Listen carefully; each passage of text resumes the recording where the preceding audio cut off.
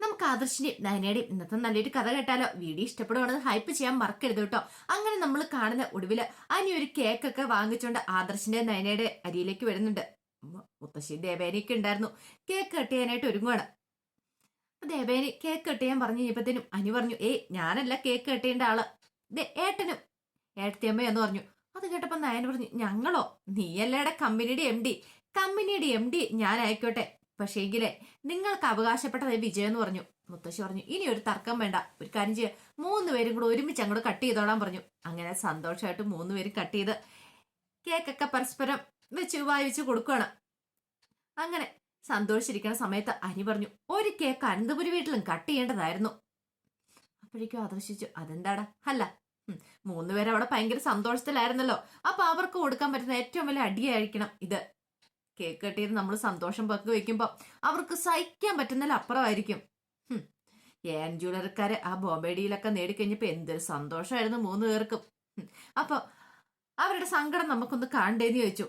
അത് കേട്ട് കഴിഞ്ഞപ്പോ ദേവേനി പറഞ്ഞു, അത് സത്യമായിട്ടുള്ള കാര്യമാണ്, പക്ഷെ എങ്കില് ആദർശ് നയനുമോളൊന്നും അവിടെ ഇല്ലല്ലോ, ഉണ്ടായിരുന്നേ കുഴപ്പമില്ലായിരുന്നു പറഞ്ഞു. അല്ല, ഇടയ്ക്ക് നവിയെ നിന്നെ കാണാൻ പറ്റോ വന്നു പറയുന്ന കേട്ടായിരുന്നല്ലോ എന്ന് പറഞ്ഞു. അപ്പോഴേക്കും നയന പറഞ്ഞു, ആ വന്നായിരുന്നു, നവീച്ച് എന്നെ കാണാൻ വന്നായിരുന്നു പറഞ്ഞു. ഞാൻ ക്ഷേത്രത്തിൽ തലകറങ്ങി വീണെന്നൊക്കെയുള്ള കാര്യങ്ങൾ അറിഞ്ഞു കഴിഞ്ഞപ്പോഴാ. മുത്തശ്ശി പറഞ്ഞു, മോളെ, രക്തബന്ധം ഉള്ളവരാണെങ്കിൽ ശരി, ശത്രുക്കളായി കഴിഞ്ഞാൽ പിന്നെ സൂക്ഷിക്കണം, അറിയാലോ, നിന്റെ വയറ്റിലൊരു കുഞ്ഞുണ്ടെന്നുള്ള കാര്യം ഓർമ്മ വേണം. അവൾക്ക് നിന്നെ ഇഷ്ടമില്ലല്ലോ, നിന്നോട് അവൾക്ക് ശത്രുതയല്ലേ, അതുകൊണ്ടാണ് ഞാൻ സൂക്ഷിക്കണമെന്ന് പറഞ്ഞേ. അത് കേട്ടപ്പോ ആദർശ് പറഞ്ഞു, ഞാൻ ഇതിനെക്കുറിച്ചൊക്കെ പറഞ്ഞിട്ടുണ്ടായിരുന്നു ഇവളോട്, സൂക്ഷിക്കണം എന്നൊക്കെ, പക്ഷെ ഇവൾക്ക് സ്വന്തം ചേച്ചിയല്ലേ, ആ ഒരു പരിഗണന എപ്പോഴും ഉണ്ടായിരിക്കും. പക്ഷെ നമുക്ക് എന്തേലും പറ്റിപ്പോയിട്ട് പിന്നെ പറഞ്ഞിട്ട് കാര്യമില്ലോ എന്ന് പറഞ്ഞു. അത് ശരിയാ, അതുകൊണ്ട് സൂക്ഷിക്കുന്നത് നല്ലതാന്ന് ദേവേനും പറഞ്ഞു. അവർക്കൊക്കെ നല്ല പേടിയുണ്ടായിരുന്നു. നവ്യ അടുപ്പം കാണിച്ച് വന്നു കഴിഞ്ഞപ്പം ഇനിയിപ്പോ എങ്ങനെയെങ്കിലും നയനയുടെ വയറ്റിൽ കിടക്കുന്ന കുഞ്ഞിനെ ഇല്ലാതാക്കാനുള്ള വരവാണോ, അങ്ങനെ ഒരു സംശയം പോലും അവരുടെ മനസ്സിലുണ്ടായിരുന്നു. കുറച്ച് സമയം കഴിഞ്ഞ് എല്ലാവരും സന്തോഷത്തോടു കൂടി പിരിയുന്നത്. ഇതേ സമയത്ത് നവ്യ നമിതയെ കാണാനായിട്ട് ചെന്നു. അങ്ങനെ ഫ്രണ്ടിനെ കണ്ട് സംസാരിക്കുന്ന സമയത്ത് പറഞ്ഞു, എനിക്ക് ഇപ്പോഴാ ഒരു സന്തോഷമായത്, അവന്റെ തകർച്ച തുടങ്ങിക്കഴിഞ്ഞു അബിയുടെ. അപ്പോഴേക്കും നമിത പറഞ്ഞു, നിനക്കറിയാലോ, എങ്ങാനും നീ അവിടെ ഒറ്റകാരിയായിട്ട് കടന്നുകൂടിയിട്ടുണ്ടെന്ന് അറിഞ്ഞിട്ടുണ്ടെങ്കിൽ അവര് വെറുതെ ഇരിക്കില്ല, നിന്നെ കൊല്ലാ പോലും പഠിക്കില്ല എന്ന് പറഞ്ഞു. ആയിക്കോട്ടെ, കൊന്നാലും കുഴപ്പമില്ല, അവന്റെ തകർച്ച എനിക്ക് കണ്ടേ മതിയാവുള്ളൂ. ആദർശേട്ടൻ ജയിക്കണം, ആദർശേട്ടന്റെ ചിരി എനിക്ക് കാണണം, പാവം ആ മനുഷ്യനെ ഞാൻ ഇത്രയും കാലം കുറ്റപ്പെടുത്തിക്കൊണ്ടിരുന്നേന്ന് പറഞ്ഞു. നമിത പറഞ്ഞു, അതുപോലെ തന്നെയല്ലേ നിന്റെ അനുജത്തി, നിന്റെ ജീവിതം നന്നായിട്ട് മുന്നോട്ട് കൊണ്ടുപോകാൻ വേണ്ടിയിട്ട് എത്ര ത്യാഗം സഹിക്കുന്നുണ്ടെന്ന് ചോദിച്ചു. അതെ, അവളും പാവാ, അതുകൊണ്ടല്ലേ അവൾക്കൊരു വയ്യായിക വന്നെന്നറിഞ്ഞപ്പോ ഞാൻ ഓടിച്ചെന്നേ. ഇപ്പോഴാണ് ഞാൻ ആദർശേട്ടനെയൊക്കെ മനസ്സിലാക്കിക്കൊണ്ട് വരുന്നേ, ഇത്രയും നാളും എനിക്ക് അറിയണ്ടായിരുന്നില്ല. അബി എന്താ ഏതാന്നൊക്കെ എനിക്ക് മനസ്സിലാക്കി തന്നെന്ന് പറഞ്ഞു. ഒരു പക്ഷേ സത്യങ്ങളൊക്കെ ഞാൻ അറിഞ്ഞില്ലായിരുന്നെങ്കിൽ ഇപ്പോഴും ഞാൻ അവരോടൊപ്പം നിന്നേനെന്ന് പറഞ്ഞു. നമിത പറഞ്ഞു, ഇപ്പൊ കാര്യങ്ങളൊക്കെ വ്യക്തമായല്ലോ. വ്യക്തമായി, പക്ഷെ അതും കൊണ്ടൊന്നും ആയില്ല. കാരണം ഈ പറയുന്ന അബി നിൽക്കുന്ന ജ്വല്ലറി ഉറപ്പായിട്ടും തകരുമെന്നുള്ള കാര്യം എനിക്ക് 100% ഉറപ്പുണ്ട്. അതുപോലെ തന്നെ മൂർത്തി ജ്വല്ലറി കയറി വരണം, ഇനിയിപ്പൊ താഴ്ചയിൽ നിന്ന് ഉയർച്ചയിലേക്ക് കയറി വരണം. അതിനെന്തൊക്കെ ചെയ്യാൻ പറ്റുമോ, എന്നെ കൊണ്ട് ചെയ്യാൻ പറ്റുന്ന സഹായങ്ങളൊക്കെ ഞാൻ ആദർശേട്ടനെ ചെയ്തിരിക്കുമെന്ന് പറഞ്ഞു. മുത്തശ്ശൻ എന്തുകൊണ്ടാണ് ആദർശേട്ടൻ MD കസാര കൊടുത്തതെന്നുള്ള കാര്യം ഇപ്പോഴാണ് എനിക്ക് മനസ്സിലാവുന്നത്. ഇത്രയും കഴിവുള്ള ഒരു മനുഷ്യന്, കാരണം കമ്പനി മുന്നോട്ട് കൊണ്ടുപോകാനും കുടുംബത്തെ മുന്നോട്ട് കൊണ്ടുപോകാനായിട്ടും പ്രാപ്തനായിട്ടുള്ള മനുഷ്യനാണ്. നമിത പറഞ്ഞു, നവ്യ, നീ റിസ്ക് ആയിട്ടുള്ളൊരു പണിയാണ് ഏറ്റെടുത്തിരിക്കുന്നത്, എനിക്കറിയാം, ചിലപ്പോ അവരെന്നെ കൊല്ലുമായിരിക്കും, കൊന്നോട്ടെ, എന്നാലും എന്റെ മോനെ പൊന്നുപോലെ നോക്കാനായിട്ട് അനന്തപുരിക്കാരുണ്ട്, എന്റെ മോനൊരാപത്ത് സംഭവിക്കത്തില്ല, അതുകൊണ്ട് ഞാൻ മരിച്ചാലും കുഴപ്പമില്ല, അവനെ ഞാൻ തകർക്കും, ആ ഹബി എന്ന് പറയുന്നവനെ, എന്നിട്ടോ ഞാൻ മരിക്കോളെന്നൊക്കെ നവ്യ പറഞ്ഞു. നവ്യക്ക് അത്രയ്ക്ക് ദേഷ്യമായിരുന്നു. സത്യങ്ങളൊക്കെ തിരിച്ചറിഞ്ഞ് കഴിഞ്ഞപ്പോഴത്തേനും വല്ലാത്തൊരു ബുദ്ധിമുട്ടും. ഈ സമയത്ത് അനന്തപുരിയില് അവന്തിക അബിയും കൂടെ സംസാരിക്കുക. അപ്പൊ അബിയോട് അവന്തിക പറഞ്ഞു, നമുക്ക് നല്ല ആത്മവിശ്വാസമായിരുന്നു, പക്ഷെ ഇങ്ങനെ ഒരു തിരിച്ചടി കിട്ടുമെന്ന് നമ്മൾ ഒരിക്കലും പ്രതീക്ഷിച്ചില്ലല്ലേ അബിയേട്ടാന്ന് ചോദിച്ചു. അതെ, എന്നാലും എന്തായിരിക്കും സംഭവിച്ചിട്ടുണ്ടായിരിക്കുക, നമ്മൾ ഒരിക്കലും പ്രതീക്ഷിക്കാത്ത കാര്യങ്ങളൊക്കെ അല്ലേന്ന് ചോദിച്ചു.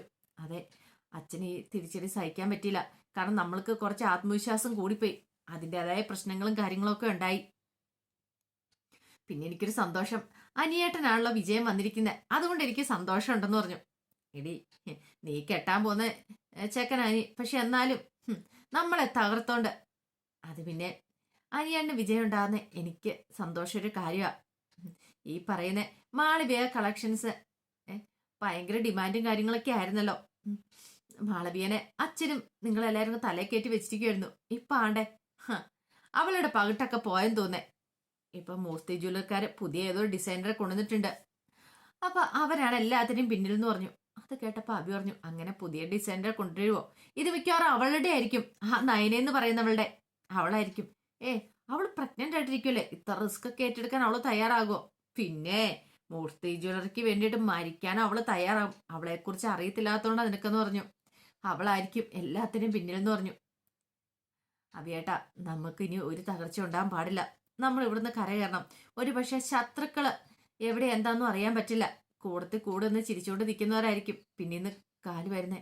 അഭി പറഞ്ഞു, അങ്ങനെ നമ്മുടെ ജ്വല്ലറിയില് ഒന്നും പറയാൻ പറ്റില്ല അഭിയേട്ടാ.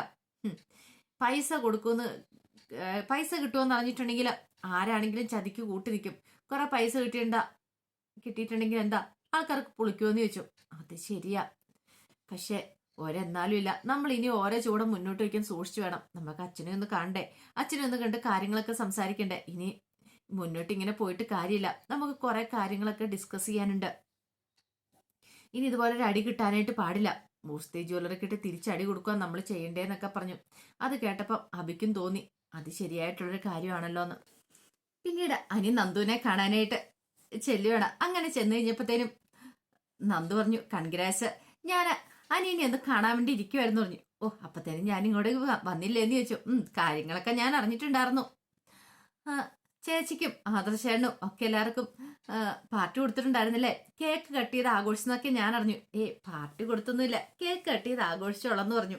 അല്ല, അവർക്കൊക്കെ കേക്കൊക്കെ കൊടുത്തല്ലോ, പിന്നെ എനിക്ക് എന്താ ഒന്നും വാങ്ങി തരാത്തെ? അതിന്റെ പീസ് പോലും നമുക്കുണ്ടോന്ന് ചോദിച്ചു.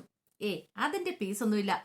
കഴിഞ്ഞ പ്രാവശ്യം ബർത്ത്ഡേക്ക് വേണ്ടിയിട്ട് കേക്ക് കട്ട് ചെയ്യാനായിട്ട് ഒരു സ്ഥലം ഉദ്ദേശിച്ച് വെച്ചിട്ടുണ്ടായിരുന്നല്ലോ, പക്ഷെ അന്നത് നടന്നില്ല. അതിന്റെ തൊട്ടടുത്തൊരു ഹോട്ടലിൽ ഇന്ന് വൈകുന്നേരം നമ്മൾ ഡിന്നർ കഴിക്കുമെന്ന് പറഞ്ഞു. ഇന്ന് ഈവനിങ് നീ അങ്ങോട്ടേക്ക് വരണമെന്ന് പറഞ്ഞു. അവിടേക്ക് വരാനോ? എനിക്ക് സമയം കിട്ടുമോന്നറിയില്ല. സമയം കിട്ടിയാലും ഇല്ലെങ്കിലും വന്നില്ലെങ്കിലും ഉണ്ടല്ലോ, ഞാൻ നിന്റെ വീട്ടിലേക്ക് ഇടിച്ചു കയറി വരും. എന്നെ കൂടെ ചെയ്യിക്കരുത്. അത് കേട്ടപ്പം നന്ദു പറഞ്ഞു, ശരി ശരി, ഞാൻ വരാം. പിന്നെ ഇനി നിനക്കറിയാലോ, ജ്വല്ലറിക്കാർക്ക് കിട്ടിയ തകർച്ച അതവർക്ക് ഉൾക്കൊള്ളാൻ കഴിഞ്ഞിട്ടുണ്ടായിരിക്കില്ല. അവർ തിരിച്ചടിക്കായിട്ട് കാത്തിരിക്കുമായിരിക്കും. കള്ളക്കറുത്ത സ്വർണം അവരുടെ ഇതിനു മുമ്പ് കൊണ്ടുവന്നിട്ട് ഞാൻ പിടികൂടുകയും ചെയ്തല്ലോ. ഇനിയിപ്പോ ഒരു പക്ഷെ ഇനി അവർ കള്ളക്കറുത്ത സ്വർണ്ണമൊക്കെ കൊണ്ടുവരാൻ ശ്രമിക്കും. അങ്ങനെ ഒരു സാഹചര്യത്തിൽ അവരുടെ ആ കള്ളക്കറുത്ത സ്വർണം കാര്യങ്ങൾ നമ്മൾ പിടികൂടിയാൽ മതിയാവുള്ളൂ. അവരുടെ തകർച്ചയായിരിക്കണം ഇനിയുള്ള ലക്ഷ്യം എന്ന് പറഞ്ഞിട്ടുണ്ടെങ്കിൽ ഏത് വിധേനെ നമ്മൾ അവരെ തകർച്ചയിലേക്ക് കൊണ്ടുപോകണമെന്ന് പറഞ്ഞു. അത് കേട്ടപ്പോൾ അനി പറഞ്ഞു, ആദർശേണ്ണും നയനേച്ചി എല്ലാം നമ്മളോടൊപ്പം ഉണ്ടല്ലോ, അതുകൊണ്ട് നമുക്ക് ഇനി ഒരു തകർച്ച ഉണ്ടാകാൻ പോകുന്നില്ല. വിഷു വരെ അവര് നേട്ടങ്ങൾ കൊയ്തു, പക്ഷെ ഇനിയിപ്പം നമ്മുടെ ജ്വല്ലറി ആയിരിക്കും നേട്ടങ്ങൾ കൊയ്യാൻ പോകുന്നതെന്ന് പറഞ്ഞു. നന്ദു ഇത് കേട്ടപ്പോൾ നന്ദു പറഞ്ഞു, സൂക്ഷിക്കണം, കാരണം അവന്മാര് വെറുതെ ഇരിക്കും തോന്നില്ല എന്ന് പറഞ്ഞു. അനി പറഞ്ഞു, ആ കാര്യത്തിലൊന്നും എനിക്ക് പേടിയില്ല. ആദർശേട്ടനൊക്കെ കൂടെ ഉള്ളതുകൊണ്ട് എനിക്ക് അങ്ങനത്തെ ഒരു പേടിയില്ല എന്ന് പറഞ്ഞു. അങ്ങനെ സന്തോഷത്തോടു കൂടിയിട്ടാണ് അനി പോകുന്നത്. ഇതേ സമയത്ത് ദേവേനയും മുത്തശ്ശിയും കൂടെ നയനയോട് സംസാരിക്കുമ്പോഴത്തേനും നയന പറഞ്ഞു, ഇത്രയൊക്കെ സന്തോഷം ഉണ്ടായിട്ടും മുത്തശ്ശനൊന്നും വിളിച്ച് അഭിനന്ദിക്കോ ഒന്നും ചെയ്തിട്ടില്ലോ. മുത്തശ്ശന് ഞങ്ങളോടുള്ള ദേഷ്യം എതിരായിട്ടും മാറിയിട്ടില്ല എന്ന് പറഞ്ഞു. മുത്തശ്ശി പറഞ്ഞു, അങ്ങനെയൊന്നും ഇല്ല നയനമോളെ, അതൊക്കെ മോൾക്ക് വെറുതെ തോന്നാം. അല്ല, എന്നോടും ആദർശനോടും ഇഷ്ടമില്ല. ഉണ്ടായിരുന്നെങ്കിൽ ഒന്ന് വിളിക്കുക, ഒന്ന് കണിഗ്രാസ് പറയാം, എന്തെങ്കിലുമൊക്കെ ഒന്ന് ചെയ്തുതരാം. കാരണം അതിന് കാര്യങ്ങളൊക്കെ പറഞ്ഞു കാണുമല്ലോ. ദേവേന് പറഞ്ഞു, അത് ശരിയമ്മേ, ഇതുവരെയായിട്ട് നയനമോളെയോ ആദർശമോളെയോ ഒന്ന് വിളിക്കുകയോ ചെയ്തോ ഒന്ന് സംസാരിക്കുക പോലും ചെയ്തിട്ടില്ലല്ലോ. അച്ഛൻ എന്താണെങ്കിലും ഇത്ര ദേഷ്യം പാടില്ല എന്ന് പറഞ്ഞു. അതിന് മാത്രം എന്ത് തെറ്റാ ചെയ്തേ? അത് കേട്ടപ്പോൾ മുത്തശ്ശി പറഞ്ഞു, അതിന് അദ്ദേഹത്തിന് ദേഷ്യമൊന്നും ഇല്ലല്ലോ. ആദർശേനെ അവിടുന്ന് ഇറക്കി വിട്ടെന്ന് പറയാം, പക്ഷെ ഞാന് മുത്തശ്ശനുടെ പെർമിഷൻ കൂടെ വാങ്ങിച്ചിട്ടില്ല അവിടുന്ന് പോന്നേ. എന്നിട്ട് എന്നോട് ദേഷ്യം കാണിക്കേണ്ട കാര്യമില്ലായിരുന്നു മുത്തശ്ശന്, അതെനിക്ക് സഹിക്കാൻ പറ്റുന്നല്ലോ അപ്പുറമാ മുത്തശ്ശി എന്ന് പറഞ്ഞു. അത് കേട്ടപ്പോൾ മുത്തശ്ശി പറഞ്ഞു, മോള് വിഷമിക്കൊന്നും വേണ്ട, വിഷമിക്കണ്ടെന്നൊക്കെ പറഞ്ഞാലും എൻ്റെ മനസ്സിൽ ഭയങ്കര വിഷമമുണ്ട്, എനിക്ക് നല്ല സങ്കടം ഉണ്ടെന്ന് പറഞ്ഞു. ദേവേന് പറഞ്ഞു, മോളുടെ സ്ഥാനത്ത് ആർക്കാണെങ്കിലും സങ്കടം വരും, ഇത്ര നാൾ അങ്ങനെയൊന്നും ആയിരുന്നില്ലോ, പെട്ടെന്നല്ലേ അച്ഛനെയും മാറ്റമൊക്കെ ഉണ്ടായെന്ന് പറഞ്ഞു. മുത്തശ്ശി പറഞ്ഞു, ഞാൻ അദ്ദേഹത്തോട് സംസാരിച്ച് നോക്കാം, എന്തെങ്കിലും മാറ്റം ഉണ്ടാവും നോക്കട്ടെ എന്നൊക്കെ പറഞ്ഞിട്ടാണ് അനന്തപുരി വീട്ടിലേക്ക് ചെല്ലുന്നേ. അങ്ങനെ മുത്തശ്ശനോട് കാര്യങ്ങൾ പറയണം. മോൾക്ക് നല്ല വിഷമമുണ്ട് കേട്ടോ എന്ന് പറഞ്ഞിട്ട് മുത്തശ്ശി കരയുവാണ്. അതിനിപ്പോ എന്ത് ചെയ്യാൻ പറ്റും വസുന്ധരയും മുത്തശ്ശൻ ചോദിച്ചു. അതെ, ഇങ്ങനെ പോയിട്ടുണ്ടെങ്കിൽ ശരിയാകത്തില്ല. അവളുടെ വയറ്റിലൊരു കുഞ്ഞുള്ളതല്ലേ. സ്നേഹത്തോടെ ഇദ്ദേഹം അവളുടെ അടുത്ത് പെരുമാറേണ്ട സമയമല്ലേ ഇത്. എനിക്ക് ഇഷ്ടമില്ലാഞ്ഞിട്ടല്ലോ വസുന്ധരെ. അറിയാലോ സത്യങ്ങളൊക്കെ ഇപ്പൊ അവർ തിരിച്ചറിഞ്ഞു കഴിഞ്ഞിട്ടുണ്ടെങ്കിൽ പല കാര്യങ്ങൾക്കും മുടക്കം സംഭവിക്കുമെന്ന് പറഞ്ഞു. എന്നാലും അത് വേണ്ടായിരുന്നു. കാരണം ആ, അവൾക്ക് ഇനിയിപ്പം മുമ്പത്തെ പോലെ എന്തേലും പ്രശ്നങ്ങളൊക്കെ ഉണ്ടായാലോ അതൊക്കെ നമ്മൾ മനസ്സിൽ കണ്ട് കൂടുതൽ ടെൻഷനായി കഴിയുമ്പം അങ്ങനെയൊക്കെ ഉണ്ടാവും എന്ന് പറഞ്ഞു. അപ്പോഴേക്കും മുത്തൻ ചോദിച്ചു, ഞാനിപ്പോൾ എന്ത് ചെയ്യണമെന്നാ പറയണേ? അല്ല, അവളെ ചേർത്ത് പിടിക്കണം, സത്യങ്ങളൊക്കെ അവൾ അറിയണമെന്ന് പറഞ്ഞു. വസുന്ധരെ നോക്കട്ടെ, എന്താ ചെയ്യേണ്ടതെന്ന് ഞാൻ നോക്കട്ടെ. എന്തേലും ചെയ്തില്ലേ മതിയാവുള്ളൂ. ഞാനൊരു തീരുമാനം എടുത്തിട്ടുണ്ട്. അങ്ങനെ തീരുമാനിച്ചിട്ട് കാര്യമില്ല. മോളെ സ്നേഹിക്കണമെന്ന് പറഞ്ഞു. നമുക്ക് പരിഹാരം ഉണ്ടാക്കാം എന്നൊക്കെ മുത്തശ്ശിക്ക് ഉറപ്പ് കൊടുക്കുവാണ് മുത്തശ്ശന്. അപ്പൊ അതിന്റെ കഥകളൊക്കെ എന്ന് കാണുന്നത്. ഇതിന്റെ ബാക്കി വിശേഷങ്ങളുമായിട്ട് വൈകുന്നേരത്തെ പ്രൊമോയി വരാട്ടോ. ഒരിക്കൽ കൂടി എല്ലാവർക്കും ശുഭദിനം നേർന്നുകൊണ്ട് നിർത്തുന്നു. നന്ദി.